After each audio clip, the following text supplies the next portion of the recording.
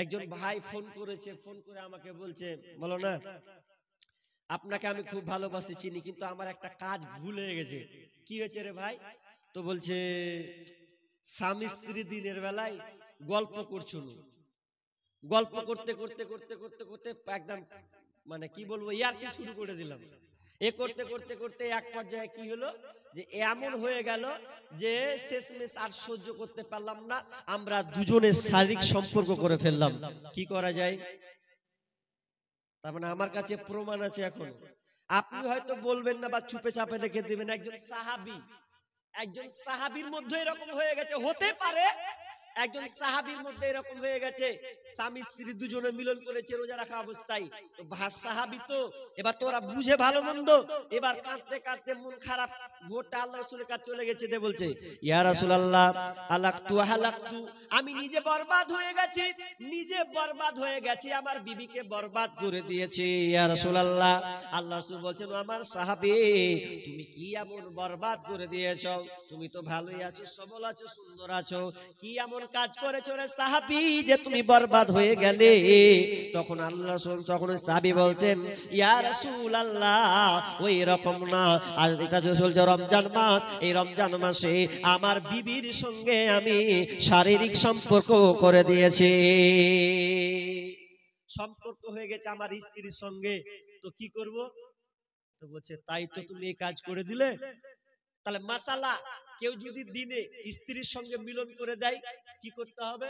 ভালো করে কান লাগান। বিশ্বনবী ওই সাহাবীকে বলছেন সাহাবী বলো, তাহলে তো তোমাকে কাফারা লাগবে, শাস্তি লাগবে, জরিমানা তোমাকে লাগবে। কি জরিমানা দিতে হবে?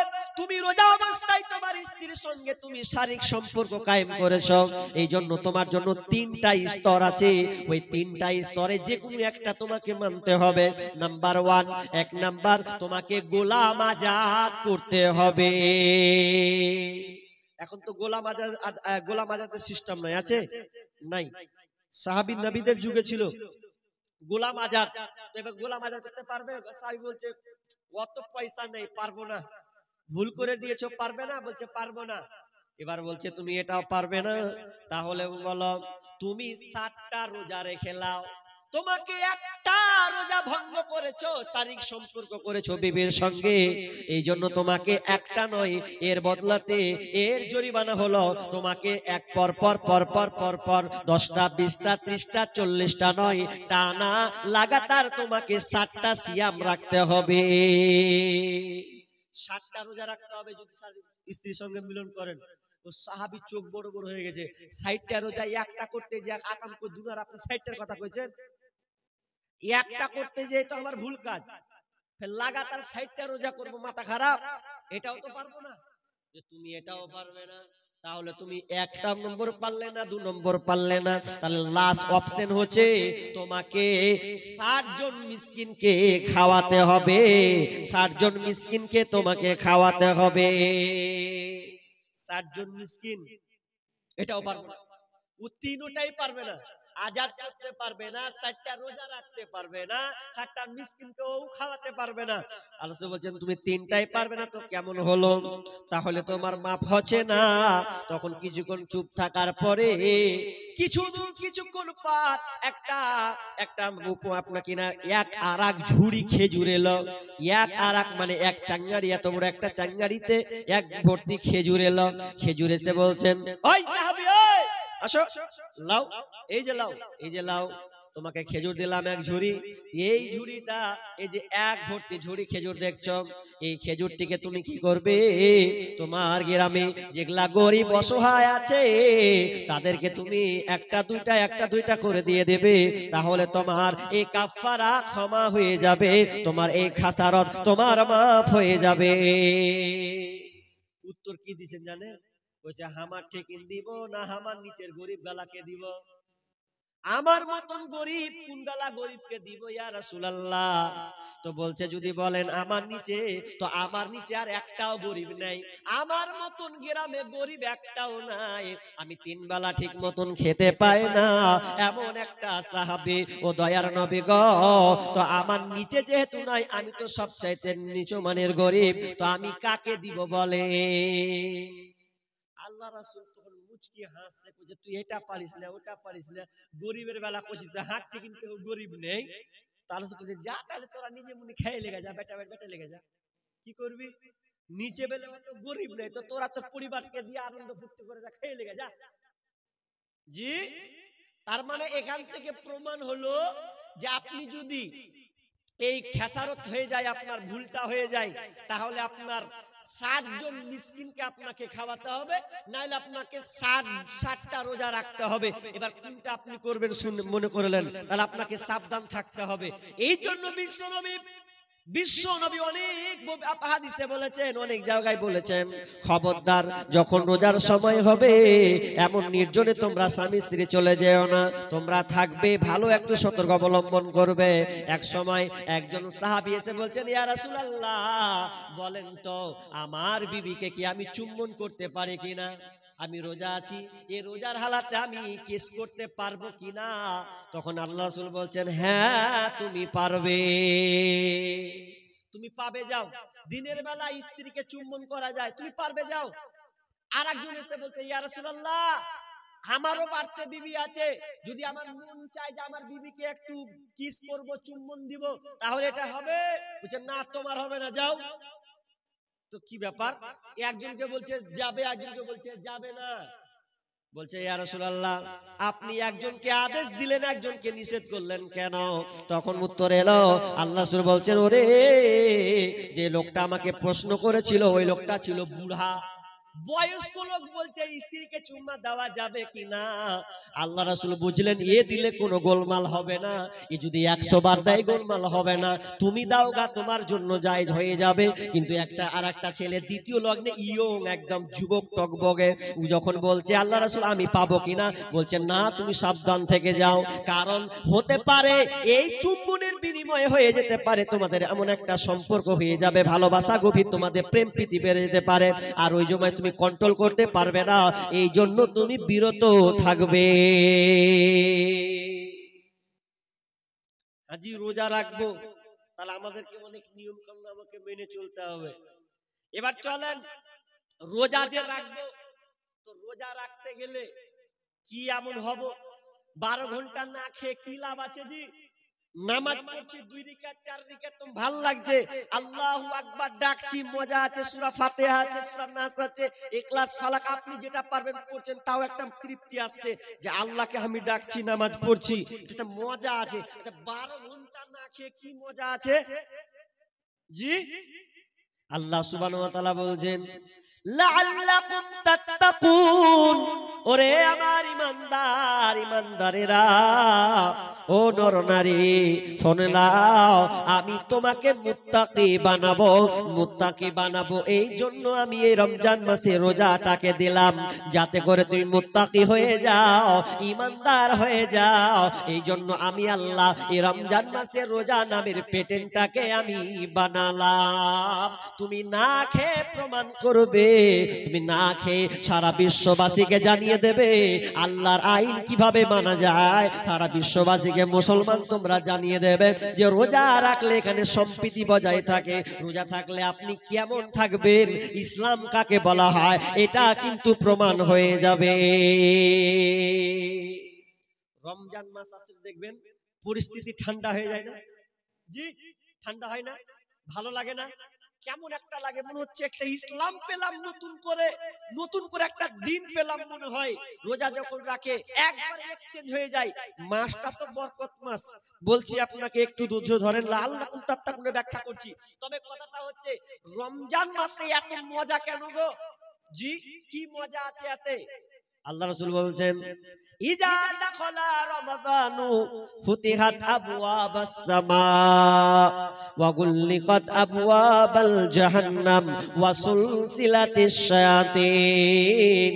আল্লাহ সুবহানাহু ওয়া তাআলা বলেন, বিষ্ণু বলছেন আল্লাহ সুবহানাহু ওয়া তাআলা যখন রমজান মাস এসে যায় তখন আসমানের দরজাকে ওপেন করে দেওয়া হয়, আসমানের দরজাকে খুলে দেয়, ওয়া গুল্লিকাত আবওয়াবাল জাহান্নাম, এবং জাহান্নাম জাহান্নামের দরজাকে বন্ধ করে দেয়। ওয়া সুলসিলাতিশ শায়াতিন, এবং খারাপ শয়তানকে জিনকে জিনজির দিয়ে বেঁধে দেওয়া হয়, যাতে করে আমার বান্দারা এই রোজা রাখতে গিয়ে গুনাহ না করে দেয়, তারা যেন পাপে জড়িত না হয়ে যায়।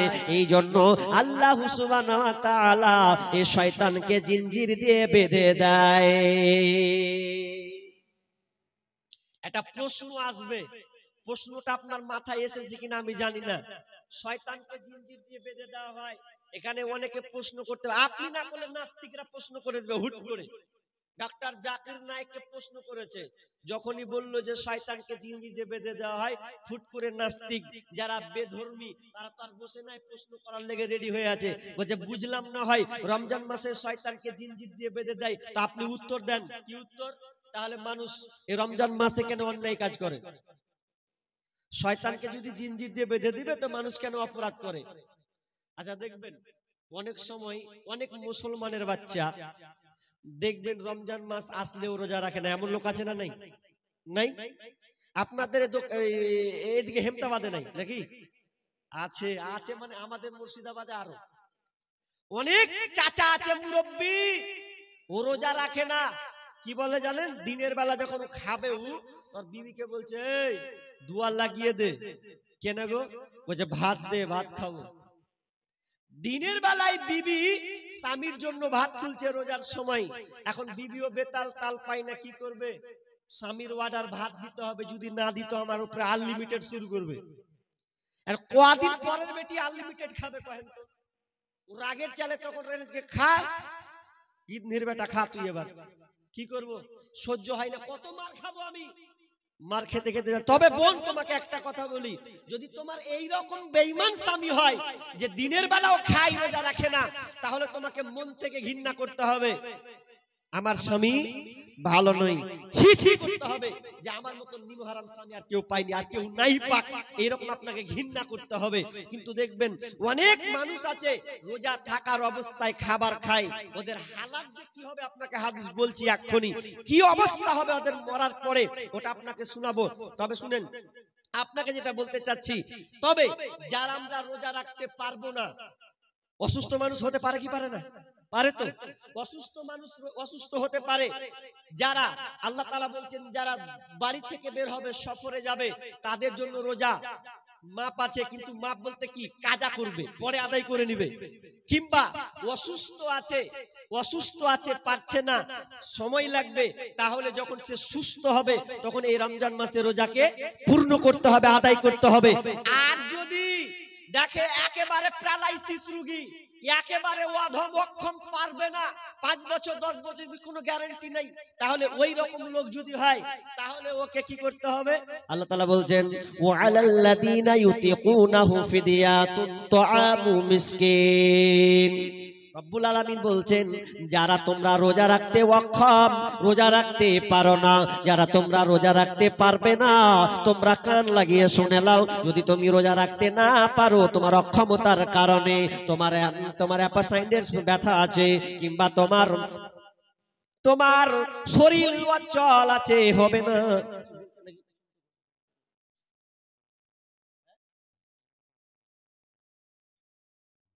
মহিলাদেরকে বুঝতে কেন পালিয়ে তো পালিয়ে এসে পালাকে কি আছে, ওকে কমবে, যার শোনাতে শুনবে, সবাই শুনবে না। কিছু ধানের মধ্যে পাতান থাকে, ধানটি থাকবে, পাতানটি উঠতে উঠতে উঠতে চলে যাবে, এটা হচ্ছে নিয়ম। মা বোন বসেন, আপনাদের খারাপ লাগছে নাকি? জি ইনশাআল্লাহ ধৈর্য ধরতে হয়, তো কিছু নিতে গেলে ধৈর্য রাখতে হবে। অনেক ভাইটাল কথা আছে, আপনি চলে যাচ্ছেন, ইনশাআল্লাহ আপনি 1 ঘন্টা অন্তত বসেন। মা বোন আপনারা ধৈর্য সহকারে বসেন, উঠিয়েন না, আল্লাহর রাস্তে বলছি উঠেন না। আর ভালো না লাগলে তো আমার কিছু করার নাই। জি কি বলছিলাম ভুলে গেলাম। যারা রোজা রাখতে পারবেন না তাদের জন্য আল্লাহ তাআলা বলছেন তাদেরকে কি করতে হবে?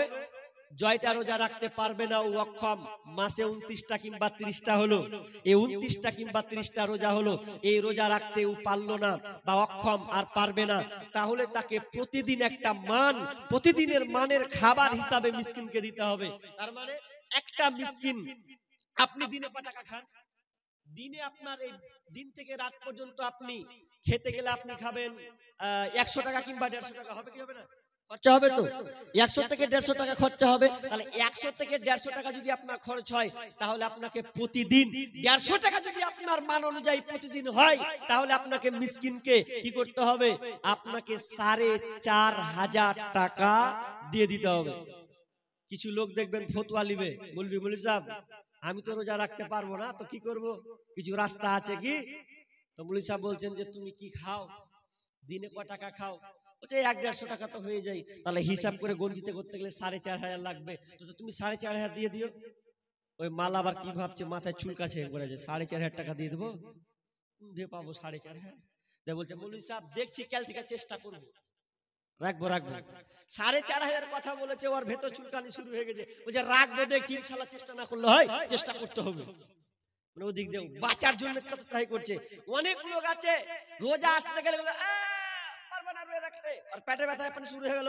কত লোক যে মাথায় তেল মাখ ডাল্লাই জানে কেন জি করছে, হবে না পারবো না, যে কিন্তু বাহানা চলবে না। যারা বাহানা করবে রোজা রাখার ব্যাপারে, ভালো করে কান লাগান। আমার আয়াতগুলো আজকে আমার বর্ণটা বিক্ষিপ্ত হয়ে যাচ্ছে আপনাদের অধৈর্য থাকার কারণে। যারা রোজা রাখতে পারবে না, রাখে না, আল্লাহ তাদেরকে সবল সচ্ছল রেখেছে, এরপরেও যারা রোজা রাখে না।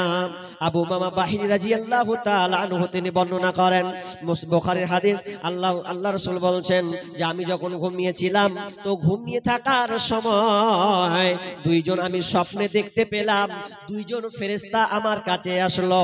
আসার পর আমার দু কাঁধ ধরে তা আমাকে উঠিয়ে নিল। উঠিয়ে নেওয়ার পর আমাকে এমন একটা জায়গা নিয়ে গেল, যেই জায়গাটা হচ্ছে পাহাড়ি এলাকা, পাহাড় আর পাহাড়। তো আমি দেখতে পেলাম পাহাড়ে আমাকে উঠতে বলা হচ্ছে।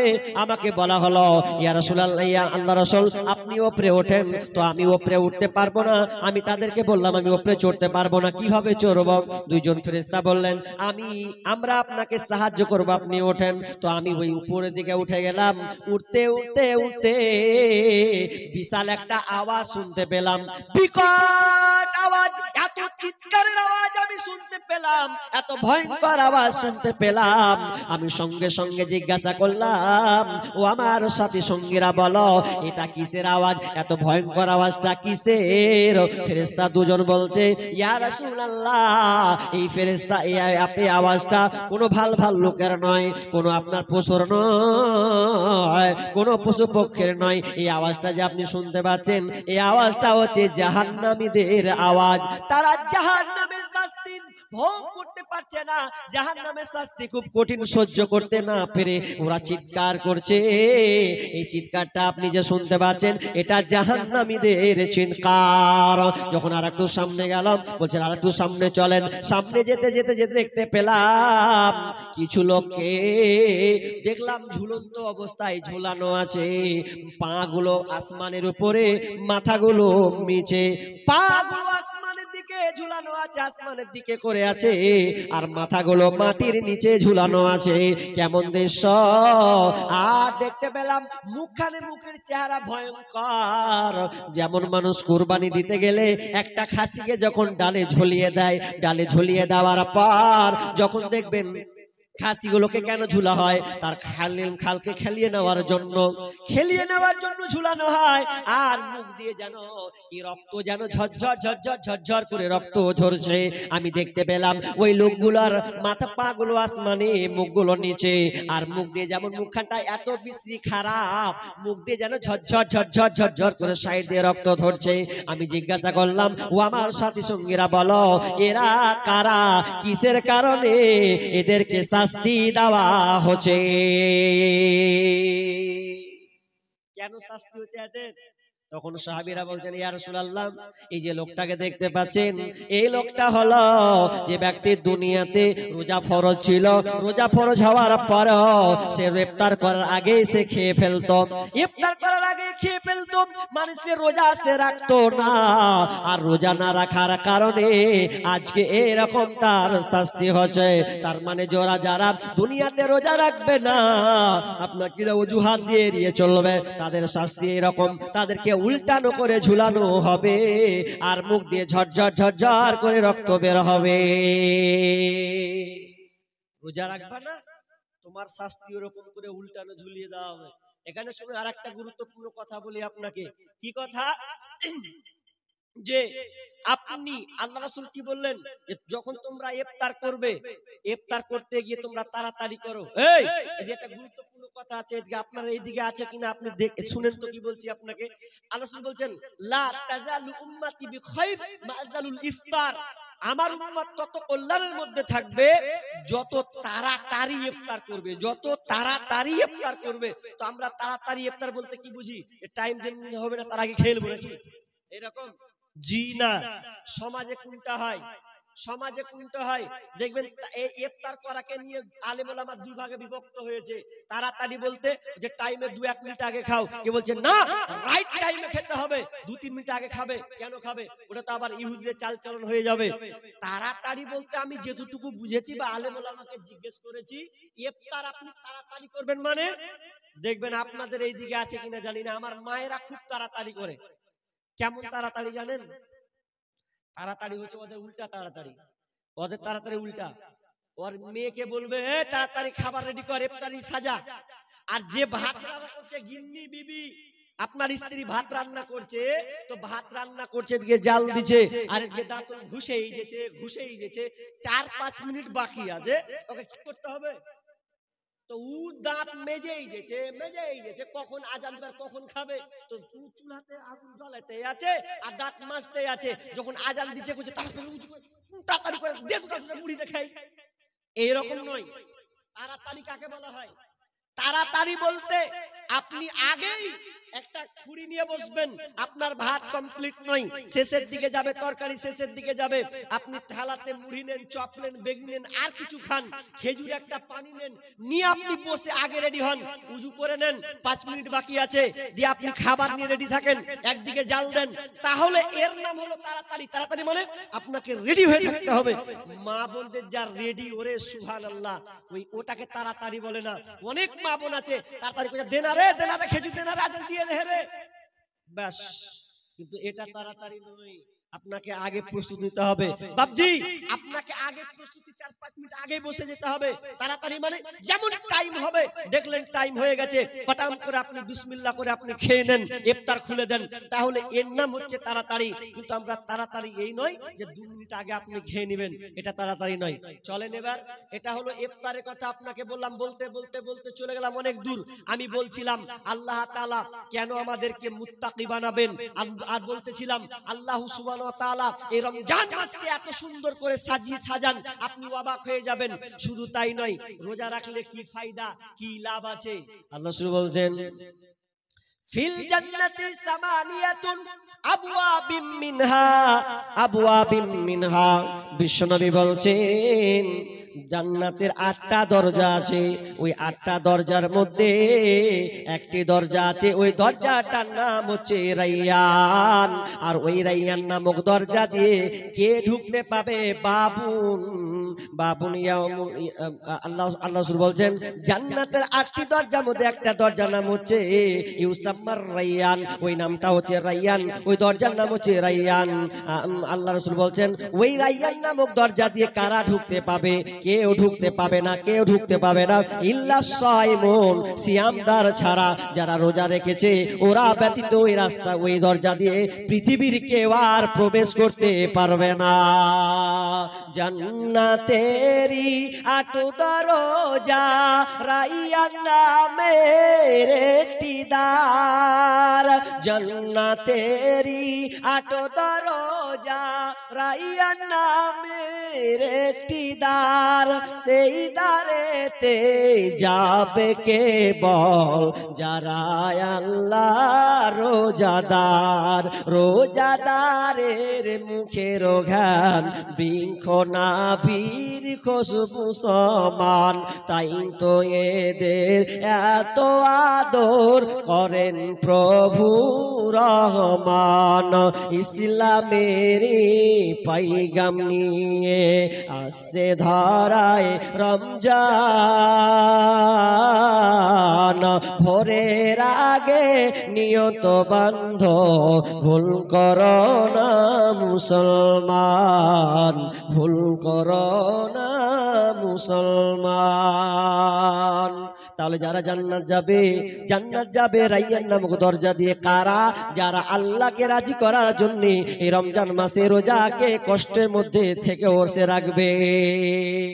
আল্লাহ সুবহানাহু ওয়া তাআলা বলছেন এই রমজান মাসের রোজাকে আমি ফরজ করে দিলাম। কেন করলাম? লাআল্লাকুম তাত্তাকুন, যাতে করে তোমরা ঈমানদার মুত্তাকি হবে, আল্লাহ ভীরু হবে, তাকওয়াবান হবে। এই জন্য আমি রমজান মাসের রোজাকে ফরজ করে দিলাম। মানুষ কিন্তু তাকওয়াশীল হয়, মানুষ কিন্তু ঈমানদার হয়। কিভাবে ঈমানদার হয় আপনাকে বলি, শুনেন। প্রচুর রোদ উঠেছে, এখন রোদ উঠতে গিয়ে দেখবেন মানুষ অনেক সময় ভুল কাজ করে, কিন্তু রমজান মাসে দেখবেন কেউ খায় না। খাই গো? কেউ খাবে না। আপনি বিশাল রোদ্রের মধ্যে আছেন, দুপুর 1টা শুরু হয়েছে, রোদ যেন সূর্য যেন মাথার উপরে উঠেছে। এখন আপনি মনে মনে ভাবছেন কি করি আর তো চলে না। তো আপনি বলছেন আমি গোসল করব। গোসল করতে করতে আপনি মাথায় পানি ঢালছেন, পানি ঢালতে ঢালতে ঢালতে ঢালতে এমন সময় আপনি যখন ঢালছেন আপনার মুখ দিয়ে পানিটা চলে যাচ্ছে পাস হয়ে, কিন্তু একবারও তো মনে হয় না যে খেয়ে নি।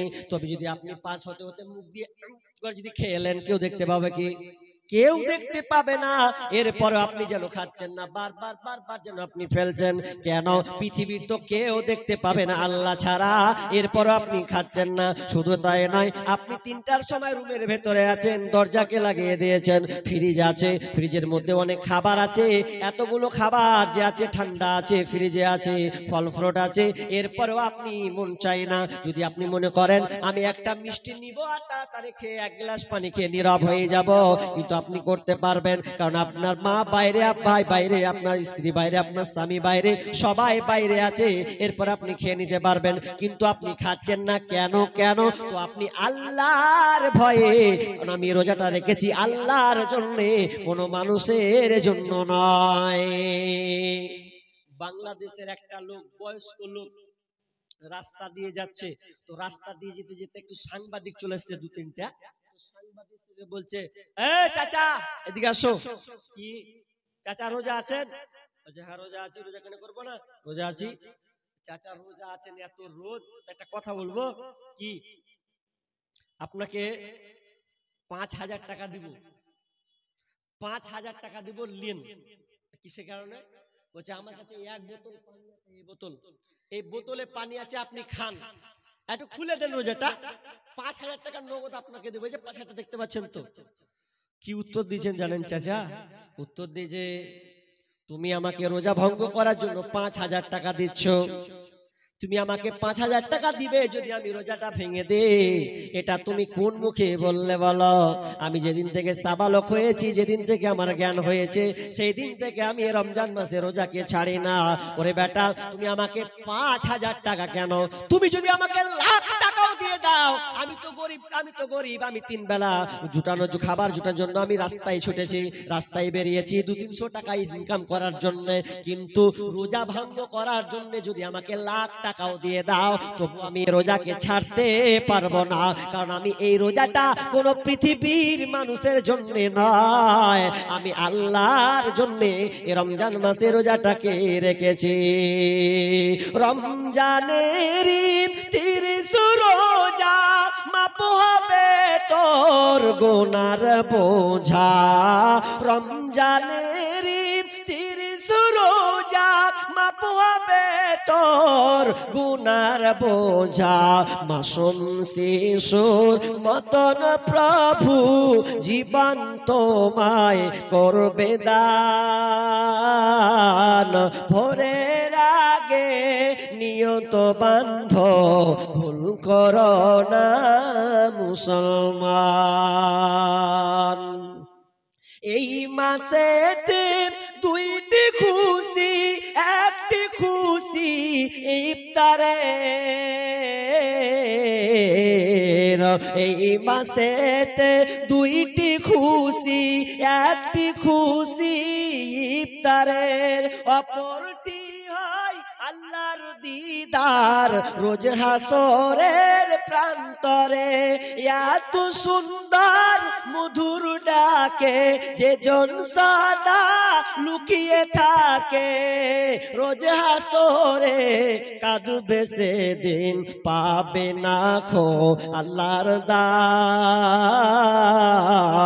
ভোরের আগে নিয়ত বান্ধ ভুল করো না মুসলমান। ও বৃদ্ধ লোক বলছেন আমি পারবো না রোজা ছাড়তে, অতএব তুমি এখান থেকে যাও, আমি আমার জায়গা ঘাটা দিয়ে দিলাম। তার মানে যারা রোজা রাখে তারা পৃথিবীর কারো জন্য নয়, একমাত্র আল্লাহর জন্য তারা রোজা রাখে। আর আল্লাহ তাআলা নিজে বলছে আমার বান্দারা আপনি যদি নামাজ পড়েন, নামাজ পড়ার নেকি আছে, আপনি দান করবেন, দান করার নেকি আছে, বিভিন্ন নেকির কিন্তু ইবাদতের পুরস্কার কিন্তু আপনি পাচ্ছেন বলে দিয়েছেন। কিন্তু কেউ যদি রোজা রাখে তো রোজা রাখার পুরস্কার কি আছে এটা কোনো পৃথিবীর কেউ বলতে পারবে না, কারণ আল্লাহ নিজে বলেছেন এই রোজাটা আমার জন্য মানুষ রাখে, এই জন্য আমি নিজের হাতে তাদেরকে প্রাপ্তটা দিব, আমি আল্লাহ নিজের হাতে তাদেরকে পুরস্কার করব। যারা রোজা রাখবে আল্লাহর সঙ্গে তাদের দিদার হবে, আল্লাহর সঙ্গে তাদের মোলাকাত হবে। কিন্তু যারা আমরা রোজা রাখি না, রোজা রাখছেন না যারা, আর একটা আপনাকে হাদিস বলি, ভালো করে শুনেন। কি হাদিস? তারপর আমি হাদিসটা বলবো, আপনারা উঠছেন যেহেতু এই জন্য ওই হাদিসটা শর্ট করে বলে দেবো, তাকে এই হাদিসটা আপনাকে বলে দিই। কি হাদিস? ভালো করে শুনেন। আল্লাহ রাসূল মিম্বারে উঠলেন, মিম্বারে উঠে বলছেন আমিন, আবার দ্বিতীয় সিঁড়িতে পা দিয়েছেন বলছেন আমিন, আবার তৃতীয় সিঁড়িতে উঠছেন যে বলছেন আমিন, তিনবার তিন সিঁড়িতে উঠে আমিন। সাহাবীরা অবাক, ইয়া রাসূলুল্লাহ আপনি এরকম কেন করলেন গো? আপনাকে তার কোনোদিন দেখিনি এরকম আমিন আমিন বলতে, তো আপনি তিনবার তিন সিঁড়িতে উঠলেন মিম্বারে, আপনি আমিন বলছেন। সাহাবীরা জিজ্ঞাসা করছেন মা কুনতা তাসনাউ হাদা, মা কুনতা তাসনাউ হাদা, ইয়া রাসূলুল্লাহ আপনি এই রকমটা কেন করলেন? কি এমন কাজ, কি এমন কারণ আছে? আল্লাহ রাসূল বলেন আমার সাহাবীরা, এখনই আমার কাছে জিবরিল আমিন এসেছিল, আমি যখন প্রথম সিঁড়িতে পা দিলাম তখন জিবরিল আমিন বলছে যে ব্যক্তি রমজান মাসে রোজাকে পেল কিন্তু রোজা পাওয়ার পর সে এর পাপকে মিটাতে পারল না, সেই ব্যক্তিটা ধ্বংস হয়ে যাক, সে ধ্বংস হয়ে যাক। এটা হলো, তাই জন্য আমি আমিন বললাম। যারা রমজান মাস পেল কিন্তু রমজান মাস পেয়ে তার পাপকে মিটাতে পারলো না, পাপকে মোচন করতে পারলো না, ওই ব্যক্তি ধ্বংস হয়ে যায়। নাম্বার দুই নম্বর কি ধ্বংস? দ্বিতীয় পারা আমিন যে বললেন, বলছে যে ব্যক্তি আমার নাম শোনার পরেও সাল্লাল্লাহু আলাইহি সাল্লাম বলে না কিংবা দরুদ পড়ে না, ওই লোকটা ধ্বংস হয়ে যাক। বিশ্ব নবীর বদদুয়া, আমার দোয়া হয়তো কোনো সময় লাগবে, নাও লাগতে পারে, কিন্তু নবী বদদুয়া দিয়ে গেছেন তো লাগবেই লাগবে, এ কোনো সন্দেহ আছে জি? কোনো সন্দেহ নাই, নবী বলেছেন। তো কেউ যদি নবীর নাম শোনার পরে অনেক লোক খ্যাপার মতন খালি এরকম করে থাকে, কেউ যদি মুহাম্মদ নাম ব্যবহার করে তাহলে আপনাকে সঙ্গে সঙ্গে বলতে হবে কি সাল্লাল্লাহু আলাইহি ওয়াসাল্লাম। যখনই আপনি নবীর নাম শুনবেন তখনই সঙ্গে সঙ্গে বলতে হবে সাল্লাল্লাহু আলাইহি সাল্লাম। অনেক লোক আছে খুতবা যখন দেয় এই করে আছে, মুখটা নড়া, নবীর নাম নিল বল, অনেক লোক বেহুদার মতন চেয়ে থাকে, সাল্লাল্লাহু আলাইহি ওয়াসাল্লাম বলে না। যদি কেউ না বলে তাহলে ওই ব্যক্তি ধ্বংস, তার জন্য ধ্বংস। নাম্বার তিন নম্বর বিষ্ণু বলছেন যে ব্যক্তি মা বাপ বৃদ্ধ হয়ে গেছে, বাপ কিংবা মাকে পেল কিন্তু বাপ মাকে পাওয়ার পরেও সে জান্নাত নিতে পারল না, ওই ব্যক্তিটা ধ্বংস হয়ে যায়। মা বাপ যার বেঁচে আছে, মা বাপ বেঁচে আছে কিন্তু মা বাপের খিদমত করতে পারলো না, খিদমত করে জান্নাত নিতে পারলো না, ওই ব্যক্তিটা ধ্বংস হয়ে যায়, ধ্বংস। তার মানে যার বাপ মা দুনিয়াতে বেঁচে আছে, ও যদি ওর বাপ মা বেটার উপরে নারাজ থাকে আর যদি নামাজ পড়ে, তাহাজ্জুদের নামাজ পড়ে, ওর নামাজ আল্লাহর কাছে কবুল হবে না। বাপ মা যদি অসন্তুষ্ট থাকে যে আমার বেটার জন্য আমি দুঃখে আছি ভারাক্রান্ত মনে, তাহলে জেনে নেন ওই ছেলে কোনোদিন জান্নাতে যেতে পারবে না, আল্লাহ তাআলা তার ইবাদতই কবুল করবে না। কারণ কোরআনে যত আয়াত আছে, যত ইবাদতের কথা আছে, একটা একটা করে বর্ণনা নাই, কিন্তু মা বাপের ব্যাপারে একটা একটা করে আলোচনা আছে যে বাপ মায়ের সঙ্গে টু শব্দ তুমি করতে পারবে না।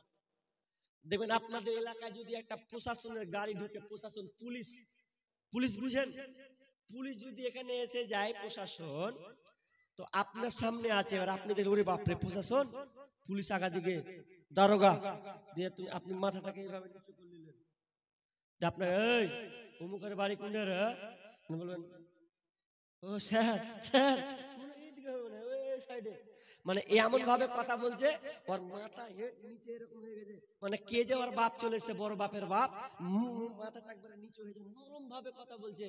ওই জিনিসটা কার সামনে হওয়া উচিত ছিল? জি, বাপ মায়ের সামনে। ওটা তুমি প্রশাসনে দারোগার সামনে করলে, ওটা তোমাকে বাপ মায়ের সামনে এরকম করতে হতো, আব্বা জি, আব্বা জি, মা জি বলেন, মুখখানকে নামিয়ে ঠান্ডা মেজাজে কথা বলতে হবে। তখন আবার লয়, বাপ মা যদি বলে কি হলো, বকার জায়গা পাই না, তখন আপনি ঝাঁকি মেরে দিয়ে আপনি বেরিয়ে চলে যাচ্ছেন। প্রশাসনে পুলিশের ব্যাপারে দেন তো একবার কেমন হয়, পিছের চামড়া আপনার উঠিয়ে নেবে, খুব ভয় জানে। কিন্তু বাপ মায়ের সামনে আপনাকে সতর্ক থাকা উচিত ছিল। আপনি শব্দ পর্যন্ত আপনি করতে পারবে না। আমি বাপ মায়ের আলোচনা করব না, তবে সামান্য একটা আপনাকে ইঙ্গিত করি কি আল্লাহ সুবহানাহু ওয়া তাআলা বলেন, ওয়া ওয়াসাইনাল ইনসানা বিওয়ালিদাইহি হামালাতুহু উম্মুহু ওয়াহানান আলা ওয়াহানিন ওয়া ফিসালুহু ফি আমাইন আনিশকুরলি ওয়া লিওয়ালিদাইক ওয়া ইলাইয়াল মাসির। আল্লাহ সুবহানাহু ওয়া তাআলা বলেন, তোমার পিতামাতার সঙ্গে তুমি সৎ ব্যবহার করবে, তার সঙ্গে তোমরা ভালো ব্যবহার করবে। যদি তুমি তার সঙ্গে ভালো ব্যবহার করবে, অবশ্যই না ইনসানা বিওয়ালিদাইহি হামালাতুহু উম্মুহু ওয়াহানান আলা ওয়াহানিন, কেন না তোমার মা তোমাকে দুর্বলতার উপরে দুর্বলতা স্বীকার করেছে, তোমার মা তোমাকে দুর্বলতার উপরে দুর্বলতা স্বীকার করেছে। অতএব তোমার মায়ের সঙ্গে তুমি খারাপ ব্যবহার করবে না, তুমি সব সময় ভালো ব্যবহার করবে। ওয়াহানান আলা ওয়াহানান, দুর্বলতার উপরে দুর্বলতা। তোমার মা পেট যখন বড় হয়, তুমি যখন 2 মাসের হবে, 3 মাসের হবে, 4 মাসের হবে, 5 মাস হবে, যত তুমি বড় হবে তোমার মায়ের পেট তত আস্তে আস্তে বড় হবে, আর তোমার মায়ের কষ্টটা দিন রাত সবসময় বাড়তে লাগবে। তোমার মা খেয়ে সুখ পাবে না, বসে সুখ পাবে না, দাঁড়িয়ে সুখ পাবে না, হাঁটতে গিয়েও কোনো মতে সুখ পাবে না, কারণ দুর্বলতার উপরে দুর্বলতা। দেখবেন অনেক মা আছে যখন প্রেগনেন্ট হয়, তার প্রতিবেশী, তার বোন, তার খালা তাকে বুঝায়, তার নানি তাকে বুঝায়, ওরে আমার বহিন রে তুই সাবধানে থাক।